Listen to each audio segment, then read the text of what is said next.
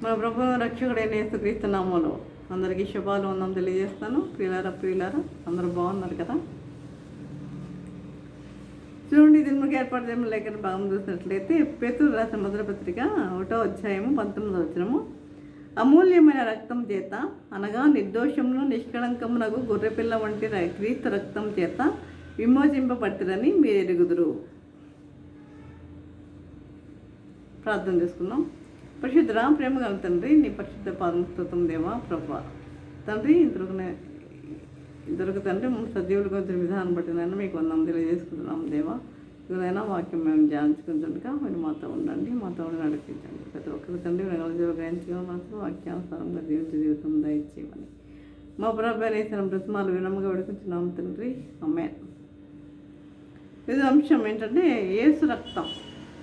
యేసు రక్తం.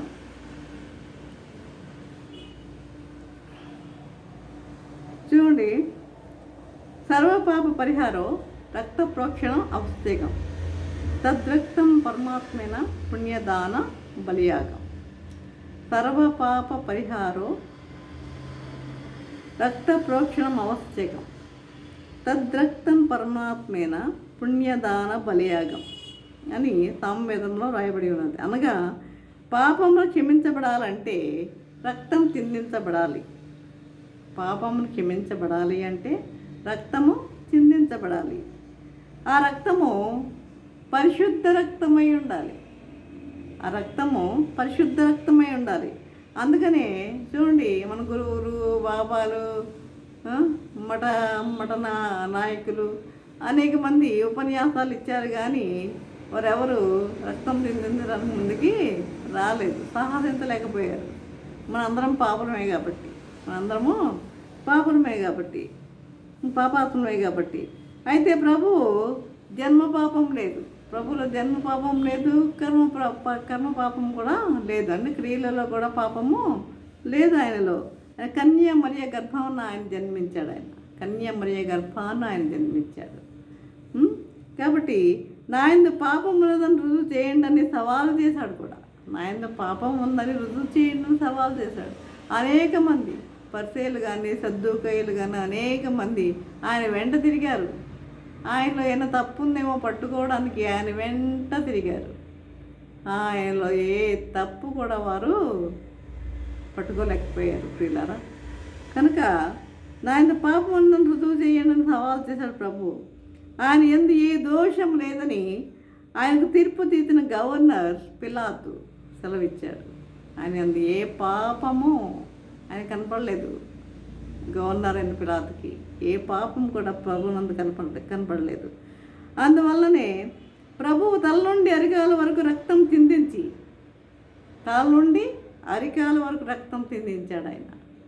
తల నుండి అరికాల వరకు రక్తము చిందించి, అంటే తల మీద ముళ్ళ కిరీటం, కాళ్ళకి మేకులు, తల నుండి అరికాల వరకు రక్తం చిందించి, అంటే తలకు ముళ్ళ కిరీటం, మళ్ళీ 39 కొరడా దెబ్బలు, మళ్ళా కాళ్ళకి చేతులకి మేకులు. ఈ విధంగా అసలు కొరడాలు ఎట్లా ఉంటాయంటే, మామూలు కొరడా దెబ్బలు అంటే మామూలే అనుకోవచ్చు, కానీ అవి అలాంటి కొరడాలు కాదు. ఆ కొరడా ఎట్లా ఉంటాయంటే కింద ఇది ఇనప కమ్మీలు లాంటివి ఉంటాయన్నమాట. ఆ ఒక్క దెబ్బ పడిందంటే ఆ దెబ్బకి ఆ కమ్మికి ఆ యొక్క శరీరము ఊడి వస్తుందన్నమాట. అలాంటి కొరడాలు అవి 39 కొరడా దెబ్బలు. అవి తల నుండి అరికాల వరకు రక్తం చిందించి, మనము తల నుండి అరికాల వరకు మనము చేసిన పాపములను క్షమించాడు ఆయన. చూసారా, తల నుండి అరికాల వరకు రక్తం చిందించి, తల నుండి అరికాల వరకు మనము చేసిన పాపాలను ఆయన ఏం చేశాడు? క్షమించాడు. చూడండి ఎంత ఆయనలో ఆయనకు మన పట్ల ఎంత ప్రేమ ఉందో ఒక్కసారి గుర్తుపెట్టుకోండి. మనలను ఎంతగా ప్రేమించాడో ఆయనను మీరు గుర్తు చేసుకోవచ్చు. ఆయన ప్రేమ ఎంత బలమైనదో. ఆ? కనుక అందువల్ల నీవు పాపములు ఒప్పుకున్న ఎడల నువ్వు పాపములు ఒప్పుకోవాలి. దేవుని యొద్ద నువ్వు పాపములు ఒప్పుకోవాలి. మారు మనసు పొందాం, మేము బాప్తిసం తీసుకున్నామంటారు చాలామంది. కానీ మారు మనసు పొందినా బాప్తిసం పొందినా ఏం చేయాలి? దేవుని దగ్గర నువ్వు పాపాలు ఒప్పుకోవాలి. ఒప్పుకొని నువ్వు బాప్తిసం తీసుకోవాలి. మళ్ళీ వెనక్కి తిరిగి చూసేవారిగా ఉండకూడదు. వెనక్కి తిరగకూడదు మన జీవితం. ఆయన దగ్గర ఆయన సన్నిధిలో మన పాపములు ఒప్పుకునేవారిగా ఉండాలి. మళ్ళీ తిరిగి చేసేవారిగా మనం ఉండకూడదు ప్రియులారా. కాబట్టి పాపములు ఒప్పుకునే ఎడల ఆయన మన పాపములను క్షమించి మనం కనుక మన పాపాలను ఒప్పుకుంటే ఆయన ఏం చేస్తాడంట? మన పాపములను క్షమిస్తాడంట. క్షమించి ఆయన కుమారులుగా కుమార్తెలుగా పరలోక రాజ్య వారసులుగా చేయుచున్నాడు. మళ్ళీ తన కుమారులుగా తన కుమార్తెలుగా పరలోక రాజ్య వారసులుగా చేయుచున్నాడు మనల్ని. ఎప్పుడు నువ్వు కనుక ఒప్పుకున్నట్లయితే, నీ పాపములు ఒప్పుకున్నట్లయితే. కాబట్టి చూడండి, యోహాను రాసిన మొదటి పత్రిక 1:7 అయితే ఆయన వెలుగులో ఉన్న ప్రకారము మనమును వెలుగులో నడిచిన ఎడల, ఆయన ఈ లోకమును వెలుగై ఉన్నాడు. ఆయన వెలుగులో ఉన్న ప్రకారము మనమును వెలుగులో నడిచిన ఎడల మనము అన్యోన్య సహవాసం గలవారమై ఉందము. అన్యోన్య సహవాసం గలవారమై ఉందము. అప్పుడు ఆయన కుమారుడైన యేసు రక్తము ప్రతి పాపము నుండి మనలను పవిత్రులుగా చేస్తుంది. ఆయన కుమారుడైన యేసు రక్తము ప్రతి పాపము నుండి మనల్ని ఏం చేస్తుంది? పవిత్రులుగా చేస్తుంది పిల్లల, పవిత్రులుగా చేస్తుంది. చూడు, ఒకసారి హైందవ సోదరుడు పాపములు ఒప్పుకున్నాడు, మారు మనసు పొందాడు. ఒప్పుకొని మారు మనసు పొందాడు. దేవుడు ఒక కళ ఇచ్చాడు ఆయనకి. ఏంటంటే కుళ్ళిపోయింది గుండె వాసన కొడుతుంది. కుళ్ళిపోయిన గుండె వాసన కొడుతుంది. ఒక దేవదూత పళ్ళెంలో ఏదో తీసుకుని వచ్చి దాని మీద పోస్తుందన్నమాట. దాని మీద పోస్తుంది. గుండె అంటే కుళ్ళిపోయింది కదా, గుండె సరే అయిపోయింది. కుళ్ళిపోయిన గుండె యథాస్థితికి వచ్చింది. దేవదూత పోసిన దాన్ని బట్టి అతడు దేవదూతను అడగగా, ఆ కుళ్ళిన గుండె ఎవరిది? నీదే అని చెప్పింది దేవదూత. కుళ్ళిన గుండె నీదే అని. పళ్ళెంలో తెచ్చినది ఏంటి? యేసు రక్తము. యేసు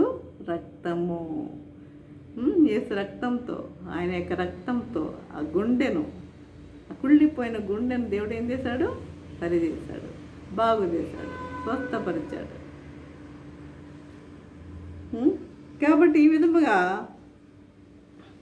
మరి మన పాపములు ఒప్పుకొని మారు మనసు పొందేవారిగా ఉండాలి. ఈ కలెంట్ డేస్లో మనము చేసేది ఏంటి? అదే చేయాలి. మనం చేసే పని కూడా అదే. మనము పాపములు ఒప్పుకునే వారిగా ఉండాలి.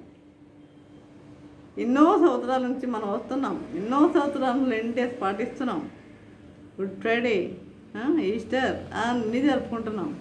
కానీ మనలో మార్పు ఉందా అని మేము మిమ్మల్ని ప్రశ్నించకూడదు.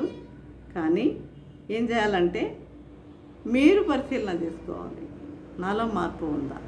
ఇన్ని సంవత్సరాలకు నేను వెళ్తున్నా కదా, దేవుని సన్నిధికి నేను వెళ్తున్నాను కదా, లెంట్ డేస్ పాటిస్తున్నాను కదా, నాలో మార్పు ఉందా అని ఎవరికి వారు, మాకు మేము, మీకు మీరు ఏం చేయాలి? పరిశీలన చేసుకునేవారిగా ఉండాలి. అంతేగాని మేము మీకు తీర్పు తీర్చకూడదు, మీరు మాకు తీర్పు తీర్చేవారిగా ఉండకూడదు. తీర్పు తీర్చేవారు ఎవరు? ఆ పరమ తండ్రి. అంతే. తీర్పు తీర్చే వ్యక్తి ఎవరు? తీర్పు తీర్చే దేవుడు ఎవరంటే ఆయనే. కాబట్టి ఈ విధంగా చూడండి, తులసిలు రాసిన పత్రిక 1:20 శిలువ రక్తం చేత పాపం వల్ల దేవునికి శత్రువులమై ఉన్న మనము, పాపం వల్ల దేవునికి శత్రువులమై ఉన్న మనము ఆయనతో సమాధాన పడుతున్నాము. ఎందువల్ల దేవుని శత్రువులమై ఉన్నాం? మనం పాపం చేయడం వల్లనే దేవునికి మనము శత్రువులమై ఉన్నాం. ఆనాడు ఏదేని తోటలో ఆదాము అవ్వలు ఆ పాపం చేయడం వల్లే కదా దేవుడు వారిని ఏం చేశాడు, ఏదేని తోటలో నుండి బహిష్కరించాడు కదా.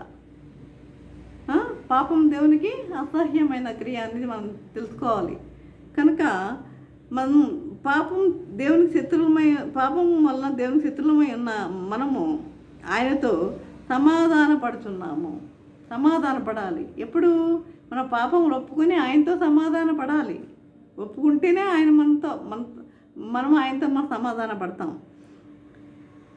కొలొస్సీ 1:20లో సిలువ రక్తం చేత సంధి చేసి ఆయన ద్వారా సమస్తమును అవి భూలోకమందైనను పరలోకమందున్నవైనను వాటినన్నిటినీ ఆయన ద్వారా తనతో సమాధాన పరచుకున్న వల్లని తండ్రి అభిష్టమాయను. శిలువ రక్తం చేత సంధి చేసి శిలువ రక్తము చేత ఆయన ద్వారా సమస్తమును అవి భూలోకమందున్నవైనను పరలోకమందున్నవైనను వాటన్నిటినీ ఆయన ద్వారా తనతో సమాధాన పరచుకున్న వల్లని తండ్రి అభిష్టమాయను. అది కొరింథీయులకు రాసిన 2వ పత్రిక 5వ అధ్యాయము 18, 19 వచనములు చూసినట్లయితే, యేసు రక్తం ద్వారా మనము దేవునితో సమాధానపరచబడి ఇతరులను దేవునితో సమాధానపరచు పరిచర్యను పొంది ఉన్నాం. యేసు రక్తం ద్వారా మనం దేవునితో సమాధానపరచబడి ఇతరులను కూడా సమాధానపరిచే పరిచర్యను పొందుకొని ఉన్నాము. మనం ఇతరులను కూడా మనం దేవునితో సమాధానపరిచే పరిచర్యను మనము పొంది ఉన్నాం. మనము సమాధానపడాలి, ఇతరులను కూడా దేవునితో సమాధానపరచు పరిచర్యను పొంది ఉన్నాము.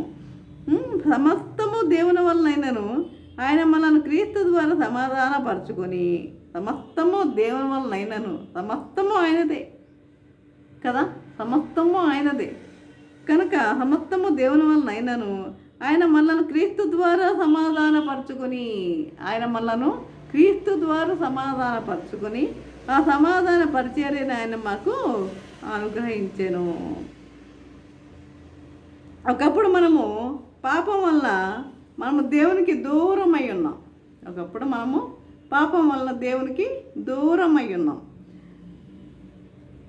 యెషయా గ్రంథం 59వ అధ్యాయము 1-2 వచనములు చూసినట్లయితే, మీ దోషములు మీకును దేవునికి అడ్డముగా వచ్చెను, మీ పాపమును ఆయన ముఖమును మీకు మరుగుపరిచెను.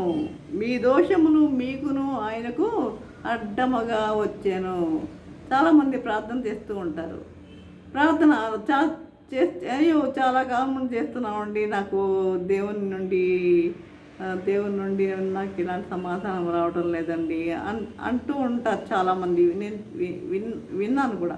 కానీ ఎందువల్ల రావడం లేదు అనేది మనం ఒక్కసారి ఆలోచన చేయాలి. ఎందువల్ల రావడం లేదంటే మనం ఒక్కసారి మన హృదయాన్ని మనం పరిశీలన చేసుకోవాలి. అంటే మన పాపములు మనకి అడ్డముగా వచ్చాయి అంటున్నాడు ఇక్కడ. మీ దోషములు మీకును దేవునికి అడ్డముగా వచ్చాను అంటే మనలో ఏదో దోషం ఉంది, అందువల్ల మనకు సమాధానం కూడా మనకి రావడం లేదు. మీ పాపములు ఆయన ముఖమును మీకు మరుగుపరిచెను. యెషయా గ్రంథం 29వ అధ్యాయం 13వ వచనంలో, ఈ ప్రజలు నోటి మాటతో నా యొద్దకు వచ్చుచున్నారు. నోటి మాటతో అంటే హృదయంతో కాదు, నోటి మాటతోనే నా యొద్దకు వస్తున్నారు. కానీ నోటి మాటతో నా యొద్దకు వచ్చున్నారు, పెదవులతో నన్ను గనపరుచున్నారు. నోటి మాటతో నా యొద్దకు వచ్చున్నారు, పెదవులతోనే నన్ను గనపరుచున్నారు. కానీ తమ హృదయము నాకు దూరము చేసుకుని ఉన్నారు. హృదయం మాత్రం దూరంగా ఉంది, హృదయం ఎక్కడో ఉంది. కానీ నోటి మాటతో ఇక్కడికి వస్తున్నారు దేవుని దగ్గరికి. తమ హృదయం నాకు దూరం చేసుకుని ఉన్నారు. అయితే ఇప్పుడు ఆయన రక్తం వల్ల మనము ఆయనకు సమీపస్తులమై ఉన్నాము. ఆయన యొక్క రక్తం వల్ల, ఆయన యొక్క శిలువ రక్తం వల్ల మనము ఆయనకు సమీపస్తులమై ఉన్నాము. ఎఫెసీయులకు రాసిన పత్రిక 2వ అధ్యాయం 13వ వచనంలో, ఆయనను మునుపు దూరస్తులైన మీరు ఇప్పుడు క్రీస్తు యేసునందు క్రీస్తు రక్తం వలన సమీపస్తులై ఉన్నారు. మునుపు మీరు దూరస్తులుగా ఉన్నారేమో. మునుపు మీరు దూరస్తులైన మీరు ఇప్పుడు క్రీస్తు యేసునందు క్రీస్తు రక్తం వలన సమీపస్తులై ఉన్నారు. క్రీస్తు రక్తం వలన మీరు సమీపస్తులై ఉన్నారు. మునుపు ఇప్పుడు మీరు దూరస్తులుగా ఉన్నారేమో, కానీ ఇప్పుడు క్రీస్తు రక్తం వలన మీరు దేవునికి సమీపస్తులై ఉన్నారు అన్నాడు. అదే ఇక్కడ చూసినట్లయితే క్రీస్తు రక్తం మన మన మనస్సాక్షిని ఏం చేస్తుందట? శుద్ధి చేస్తుందట. క్రీస్తు రక్తం మన మనస్సాక్షిని శుద్ధి చేస్తుంది. పాపములను కడుగుటకు మాత్రమే కాదు, వాటి జ్ఞాపకమును కూడా తీసివేయను. హెబ్రీ రాసిన పత్రిక 9వ అధ్యాయము 14వ వచనము, నిత్యుడగు ఆత్మ ద్వారా తాను దేవునికి నిర్దోషినిగా అర్పించుకున్న క్రీస్తు యొక్క రక్తము నిర్జీవ క్రియలను విడిచి జీవము గల దేవుని సేవించుటకు మీ మనస్సాక్షిని ఎంతో ఎక్కువగా శుద్ధి చేయను. జీవము గల దేవునిని సేవించుటకు మీ మనస్సాక్షిని ఎంతో ఎక్కువగా శుద్ధి చేయను. యేసు రక్తము సాతానుపై జయమునిస్తుంది. యేసు రక్తము సాతానుపై జయమునిస్తుంది. అందుకే యేసు రక్తము జయము అంటున్నాం.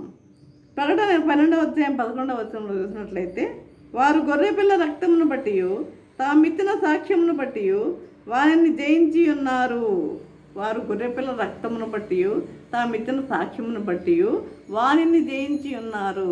వారిని అంటే సాతానుని జయించి ఉన్నారు. యేసు రక్తం ద్వారా పరిశుద్ధ స్థలంలోనికి ప్రవేశించుతున్నాము. యేసు రక్తం ద్వారా మనం ఎక్కడ ప్రవేశించే అర్హత మనకుంది? పరిశుద్ధ స్థలంలోనికి ప్రవేశిస్తున్నాం మనము. హెబ్రీ రాసిన పత్రిక 10వ అధ్యాయం 20వ వచనము, ఆయన రక్తం వల్ల పరిశుద్ధ స్థలమందు ప్రవేశించడానికి మనకు ధైర్యం కలిగి ఉన్నది. యేసు రక్తం వల్ల మనము పరిశుద్ధపరచబడుచున్నాము. యేసు రక్తం ద్వారా మనము నిత్య జీవం పొందుచున్నాము. యేసు రక్తము హేబేలు రక్తం కంటే బలమైనది.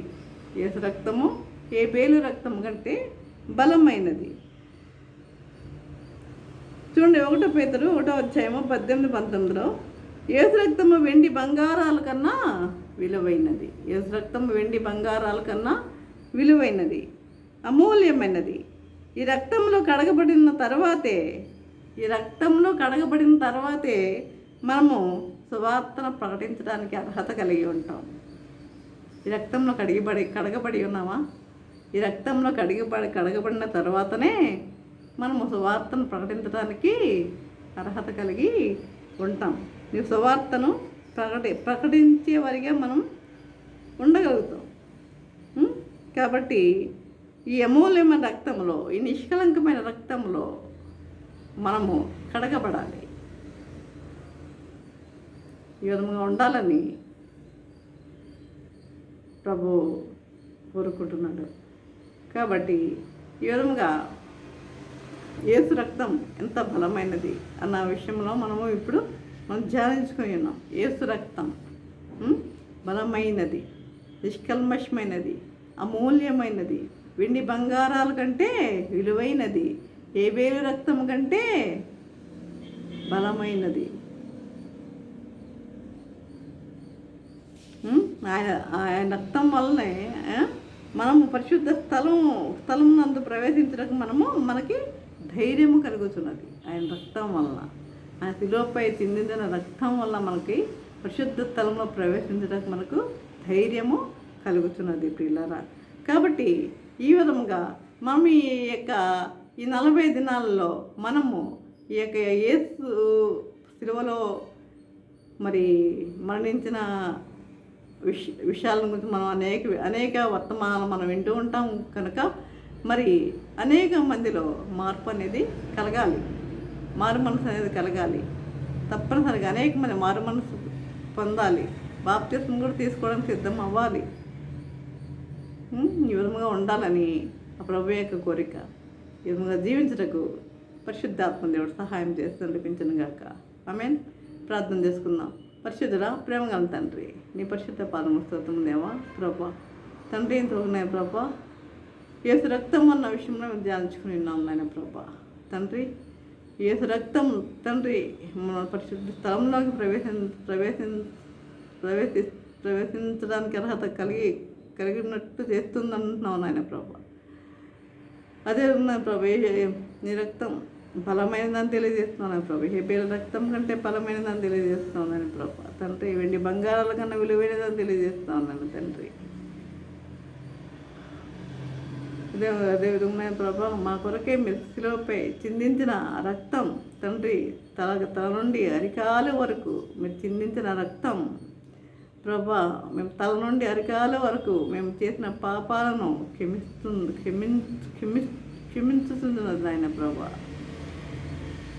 దేవుడు ప్రభా తండ్రి, మరి ప్రతి ఒక్కరిలో మారు మనసు కలుగు చేయమని నజరేయుడైన యేసు బ్రతిమారు నమ్మగడు కొంచెం తండ్రి. ఆమె తండ్రి అయిన దేవుని ప్రేమయు కుమారుడైన యేసుక్రీస్తు కృపయు పరిశుద్ధాత్మిక జ్ఞాన సహవాసము సకల దేవుని సదాకాలము ప్రభా తండ్రి ఎదమంది ప్రభా వాక్యం విని నన్ను ప్రతి ఒక్కరికి తోడే నిలిచండి గాక. Amen amen amen.